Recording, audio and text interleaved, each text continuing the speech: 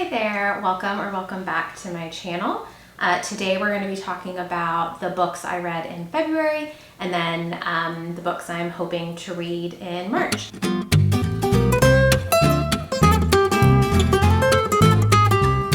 My drink today is a Negroni because I love them, and also it's really easy to make. I didn't feel like taking out the whole, like a shaker and whatever.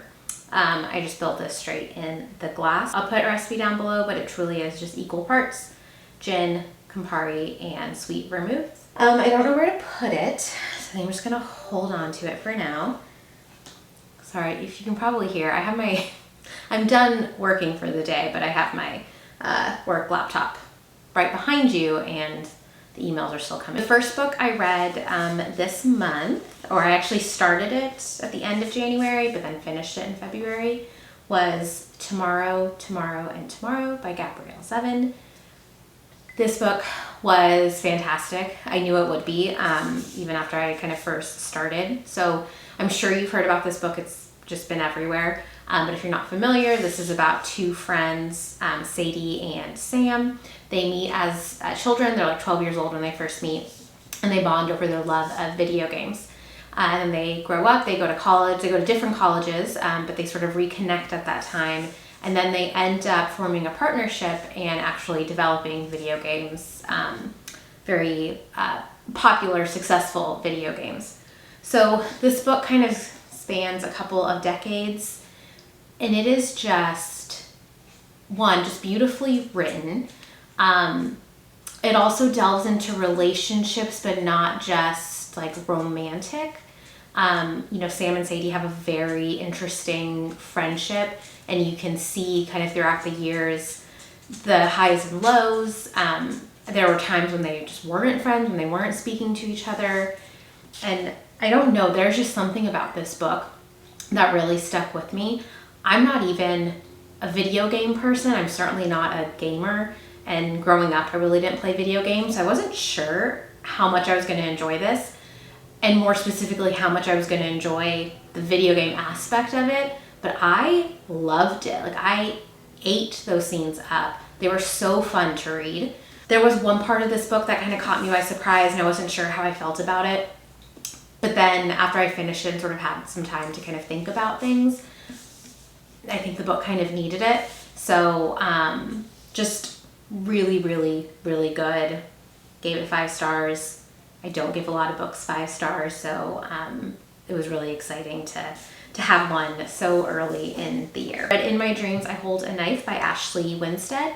This book is about our main character, Jessica. She's going back to her like 10-year college reunion, and she is really wanting to sort of prove herself to everyone that she went to school with.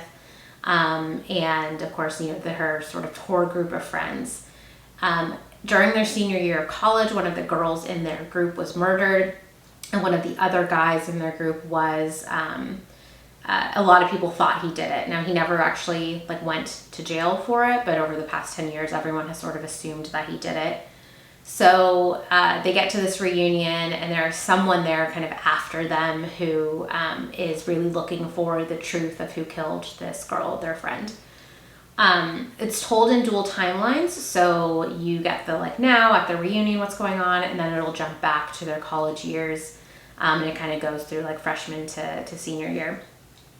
I mostly enjoyed this book. It wasn't my favorite thriller. I'll say, like, I was surprised at the end, kind of.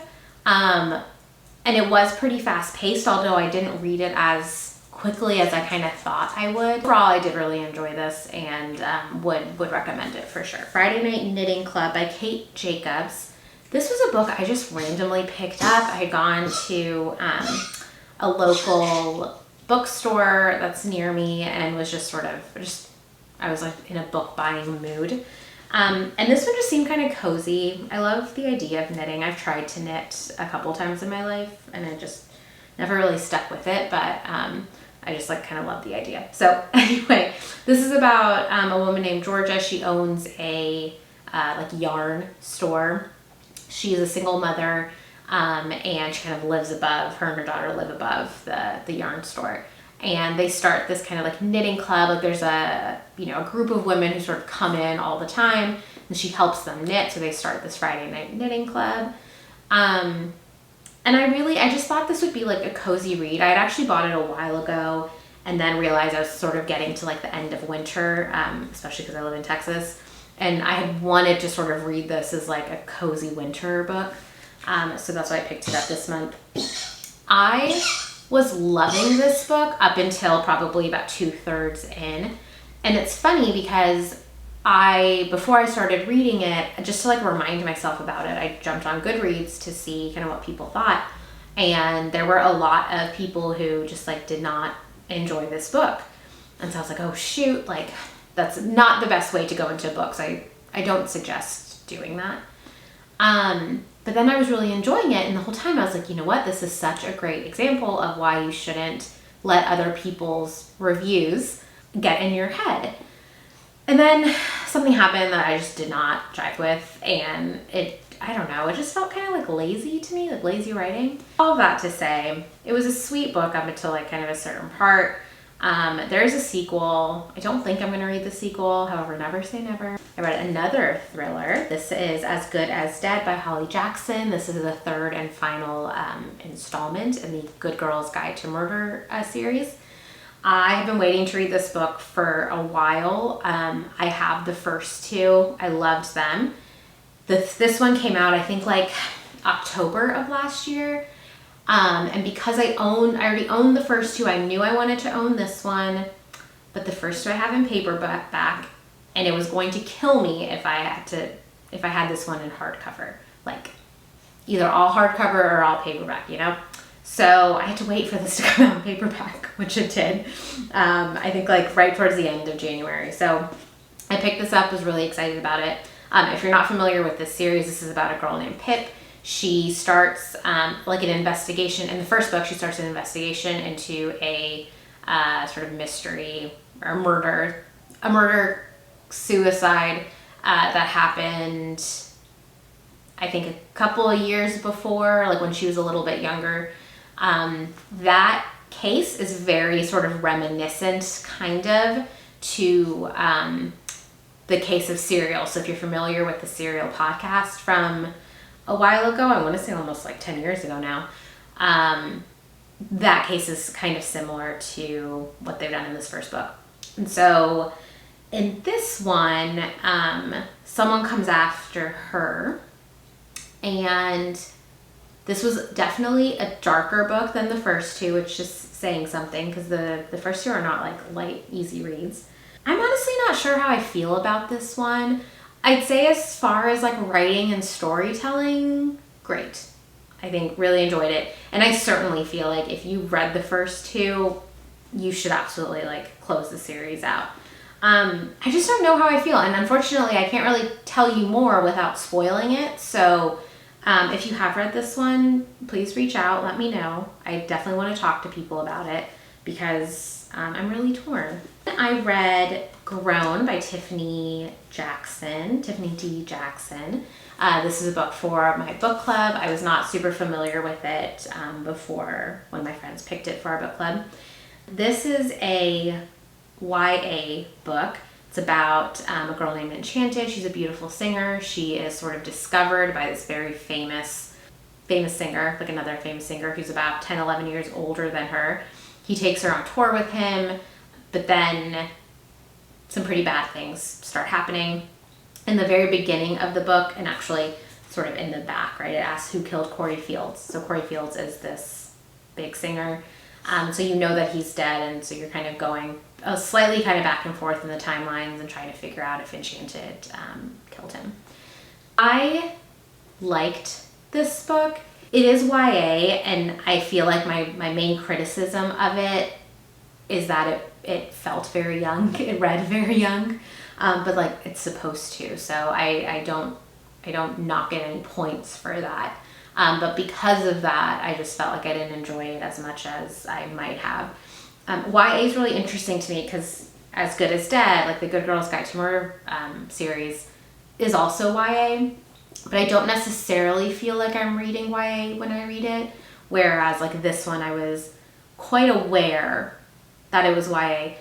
What's interesting though is that this is a pretty like, it goes into some really deep subjects. And so I think, you know, having this written for kind of teenage audience is really interesting. That's not to say like these things are happening to teenagers, so it's not like it's an adult theme written for teenagers. I think it's really important for young kids to sort of know about this, but it was kind of a weird juxtaposition to be talking about such sort of dark things, but in a kind of light tone. And I read a couple of books on my Kindle. The first was the very first book in the Bennett series, which I talked about when I did my January wrap up, or my like February TBR. So the first one was called Your Irresistible Love. And this is a series where it basically follows, each book follows a member of a family. So it's this family with a bunch of siblings, and each book follows. So the first one is about Sebastian. He's the oldest brother in the family, and he falls in love with this girl, Ava, who comes to work for his company. This book is not meant to be like heavy in plot. It's very much a kind of quick, spicy read, and it is pretty spicy. And I enjoyed it. It was just kind of perfect. Like, it was the book I needed to read at that time. I had just forgotten how quickly those books just jump into things. Like, I'm so used to now reading romances from like Colleen Hoover or Emily Henry that aren't necessarily slow burns, but like there's some build up, there's some character development, and there is a kind of like, oh, okay, I can see how they grew into this relationship, even if the beginning of their relationship is like, you know, they're enemies or whatever. In this case, literally in the first chapter, she walks into his office, they have like a 5-minute meeting, and then they're both just like obsessed with each other. And it's just so funny. And it's exactly what this book needs. I don't think this book needed a ton of like background information. I had forgotten what books like that were like. And so you're just reading it, just sort of understanding that like, this is absolutely not real life. You're just looking for something that like you can truly turn your brain off. And if you like romance and if you like spicy, would suggest. So I will probably read the second one whenever I'm in that mood again. So that was Your Irresistible Love. And then the next book I read was By a Thread by Lucy Score. Lucy Score wrote Things We Never Got Over. And that was one that, if you remember, I liked it a lot, but I was like upset that I liked it a lot. And I have the same feeling here. This one, the thing with Lucy Score books is they're just too long. Like they just don't need to be that long. So it always takes me a little while to get into them. So this was one that like I started reading and then kind of stopped, and I did that a couple of times before I like actually got into it. I think what really helped was there was one day where I had to go get a new driver's license. And so I was sitting at the DMV for like 2.5 hours. And because I'm an idiot and I didn't think I'd be sitting there for 2.5 hours, I didn't bring my like computer or anything with me. So I read on my phone. So like, thank goodness. But I got through a ton, obviously, because I was sitting there for 2 hours. And then that like helped me get into the story. Oh, I haven't even told you what it's about. So By a Thread is about Dom and Allie.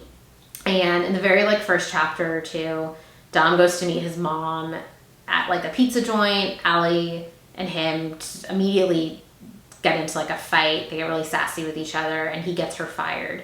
And his mom then offers Allie a job at her company, which is a magazine. So she is like the editor-in-chief, CEO of a top magazine, which is meant to be kind of like Vogue. Dom happens to be her like managing editor. So they're forced to work together. He can't fire her at this job because his mom is the one that hired her, so she's kind of untouchable. Then of course, you know, there's sparks flying from the beginning. So this whole book is just about them basically trying to like not fall in love with each other, even though they very much are. Once again, a grumpy sunshine, and Dom is incredibly grumpy and Allie is incredibly sunshiny. Even though she's kind of going through a lot, and I did appreciate this type of heroine. I think Things We Never Got Over is similar, where for Naomi, for this female character, it's not just about this grumpy guy that they have to deal with. They're actually going through like real life issues. And I do think Lucy Score writes those characters really well.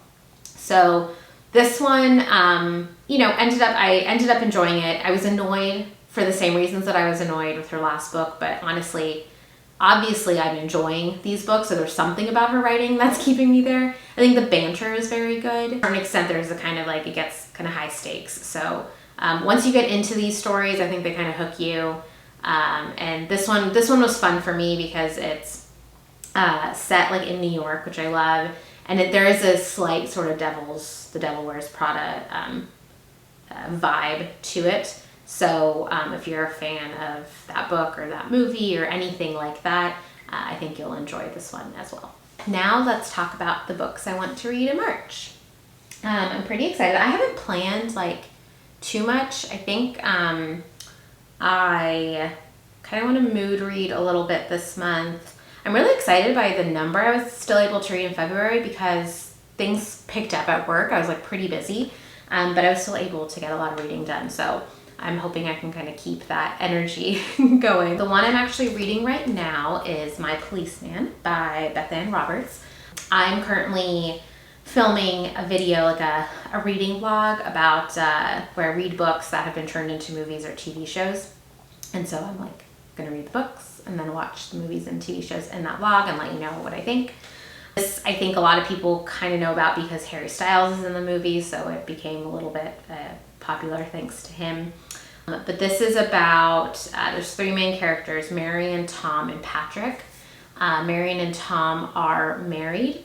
Tom and Patrick are having, it's not really an affair because Marion, from my understanding, seems to know about it, but essentially Tom is living a double life, and at this time, it's in the 1950s, where it's safer for him to marry Marion and then meet with Patrick in secret. I'm really enjoying this book. I was actually pleasantly surprised because it's told 2 points of view. So Marion's point of view and then Patrick's. The storytelling is really interesting because Marion is telling the story to Patrick when they're older. So I think it's like 1999 and she's actually helping to take care of Patrick, I think after like a stroke or something. And so she is writing these things down to kind of help, I think, preserve the memory for him. So it's really interesting when you recognize that like the two of them have a sort of interesting relationship. And then, so that was like part one. And then part two was Patrick writing down his feelings when he first meets Tom and falls in love with him at that time. And then now I'm in part three, and part three is back to Marion, and she's talking about, when her and Tom get married. So I think that's really interesting to kind of hear from 2 points of view. Heartbreaking, like already so sad just thinking about that time and this feeling of, not being able to be yourself and to love who you want to love. Storied Life of A.J. Fickery. The Storied Life of A.J. Fickery. This is by Gabrielle Zevin. She is the author of Tomorrow and Tomorrow and Tomorrow, which obviously I just said I completely adored. So I'm super excited to read this one.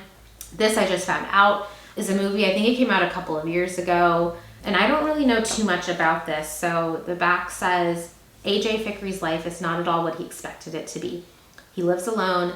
His bookstore is experiencing the worst sales in its history, and now his prized possession, a rare collection of Poe poems, has been stolen. But when a mysterious package appears at the bookstore, its unexpected arrival gives Fickery the chance to make his life over and see everything anew. So that just sounds very sweet. Again, it sounds very cozy, which I'm just liking right now. I just want like cozy reads. So excited to see how I fare with that one. I wanted to reread Daisy Jones and the Six by Taylor Jenkins Reid because that just came out. I think it's actually a show, like a limited series. I think it just came out this week as I'm filming this. And I actually just read this book in December. I read it over the holidays and I just loved it. I have been holding off on this because my favorite book of all time is The Seven Husbands of Evelyn Hugo, also by Taylor Jenkins Reid. And I've loved her other books. And this one is written in a different way. So if you're not familiar, it's kind of written like as if someone was transcribing like a documentary. So it's very kind of interview style and almost like script like you read it and it's like Daisy, and then what they said, and Karen, what they said. I just wasn't sure if I was going to enjoy that, and so even though I only heard good things about it, I just kept like not reading it. I just kept putting it off. So I finally picked it up, could not put it down, just loved it. And so I think what I might do with this one is kind of read as I'm watching, especially I'm going to try to look and see kind of how many episodes there are and maybe how it's split up, and then see if I can kind of read and follow along. But this is one of those where like as soon as I finished it, I wanted to start it again. So I have no problem rereading this so soon after I first read it. The other thing this month that I wanted to do was get into a little bit, not necessarily nonfiction, but memoirs. So I kind of collect memoirs because I hear a lot about them, or I like, you know, the celebrity or the person who wrote the book. And so I want to like support them. But then I feel like I'm never really like in the mood. And I think part of it's because when I'm reading, it's, you know, I don't want to say like, because I want to escape, but like to a certain extent, you know, I'm reading a story. I want to read something sort of new. And with memoirs, if it's obviously, it feels very real because it is, and they are often very emotional. And so while, you know, I'm a pretty sensitive person and like a fiction book will just make me bawl, it's different when it's a real person who's talking about their real life experiences. With that said, I really do want to get through some of these and just kind of learn more about a person. So the first one won't be a surprise to anyone. This book kind of blew up when it came out last year. This is I'm Glad My Mom Died by Jeanette McCurdy. I just heard that this is such a wonderfully written book, and that Jeanette has done a really great job sort of articulating her feelings and what she went through with her mother and being a child actress and everything. And then the next one is Finding Me by Viola Davis. This is another one that I bought as soon as it came out. I love Viola Davis, and I just know that this is going to be beautiful and really sweet. Look how cute she is at the back there. My goodness. I don't know that much about her life. I know about her as an actress, of course, but I think, you know, hearing about her childhood and kind of how she got to where she is today would be really interesting. So these are the two that I've sort of picked to hopefully get to, if not this month, then very soon. I'm also kind of excited to possibly do an audiobook for at least one of these, or both. I've heard actually both audiobooks are wonderful because Viola Davis straight up won a Grammy for hers. And then Jeanette McCurdy, I think, is just her delivery is very good. And she's a very funny actress if you're familiar with iCarly. I do think she is a sweet and funny actress. So I'm not a huge audiobook person. I love podcasts, but for some reason audiobooks are really hard for me. But I think with memoirs, where again it's that person telling their story, it'll be a sort of good foray into audiobooks. So that is it. Those are the books I read in February. And then some of the books that I'm hoping to get to this month in March. As always, would love to hear what you're reading. If you read any of these books that I talked about today, let me know what you thought. And I will see you in my next video. Bye.